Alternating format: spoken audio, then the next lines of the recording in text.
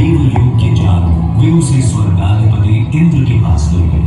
हे सुरपति, ये दुर्लभ माला मैं आपको भेंट करता हूँ, इसे मेरा आशीर्वाद समझकर सहेज कर रखें।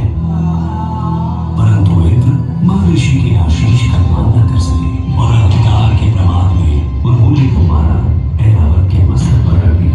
पुष्प गंध से असहज ऐरावत में मारा धरती पर ऐसा घोर अपमान, जिस धन ऐश्वर्य पर तुम इतना इतराते हो, मैं वही तुमसे छीन लूंगा। मैं इसी क्षण तुम्हें और तुम्हारे लोग को श्रीहीन होने का श्राप देता हूं। एवमस्तु। ऋषि श्राप के प्रभाव से देवताओं का वैभव छिन गया, तीनों लोगों में हाहाकार मच गया। देवों की शक्ति क्षीण होते ही दानवों ने देवलोक पर आक्रमण कर दिया। घोर देव असुर संग्राम के पश्चात स्वर्ग लोग दानवों के अधीन हो गए। पतित पराजित देवगण त्राहिमाम करते श्री हरि विष्णु की शरण में पहुंचे। प्रभु, तीनों लोगों पर संकट है, हमें इस श्राप से मुक्ति दिलाइए।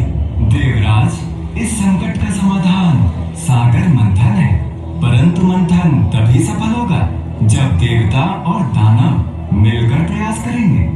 ये कैसे संभव होगा नाथ? सृष्टि के कल्याण हेतु इन दो परस्पर शक्तियों को साथ आना ही होगा। हरि आज्ञा से मंथन आरंभ किया गया। मंदराचल पर्वत को मथाई और नाग वासुकी को नेति बनाकर दानव और देव समुद्र को मथने लगे। मंथन आरंभ होने के कुछ समय बाद ही हर ओर अंधकार छा गया। भीषण ताप से सब झुलसने लगा।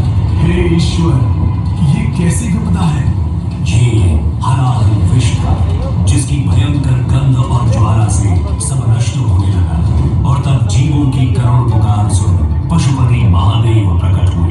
यदि इस विष को नियंत्रित नहीं किया गया तो प्रलय सुनिश्चित है, परंतु मैं इसके एक भी बूंद को इस सृष्टि को छूने नहीं दूंगा। महादेव ने विष को अपने कंठ में धारण कर लिया। इस कारण उनका कंठ नीला हो गया और वे नील कंठ कहलाए। महादेव की कृपा से हलाहल विष की ज्वाला शांत हो गई और तीनों लोगों में संतुलन स्थापित हुआ। मंथन पुनः आरंभ हुआ और एक के बाद एक अमूल्य निधियां प्राप्त होने लगी।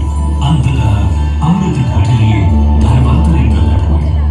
अधीन हो इंद्र ने धर्मांतरी से कुंभ छीन लिया, परंतु दानव ये कैसे होने लगे? देवों और दानवों में अमृत पाने के लिए छीना झपटी शुरू हो गई। इस तरह का अंत करने के लिए श्री हरि को मोहिनी रूप ले अवतरित होना पड़ा और उन्होंने बड़ी चतुराई से सारा अमृत देवताओं को पिला उन्हें अमर कर दिया। समर्थ हो देवों ने स्वर्ग पर धर्म का राज पुनः स्थापित किया। परंतु इस सारे प्रकरण में एक विशेष बात और हुई। छीना झपटी में अमृत की 4 बूंदें स्वर्गलोक, पाताललोक और पृथ्वी पर आ गई। पृथ्वी पर ये बूंदें प्रयाग, हरिद्वार, उज्जैन और नासिक में गिरी। अमृत से पवित्र हुई धरा तीर्थ बन गई। यही कारण है कि इन स्थानों पर हर 12 वर्षों में कुंभ मेले का आयोजन होता है। समय की अनंत धारा में ये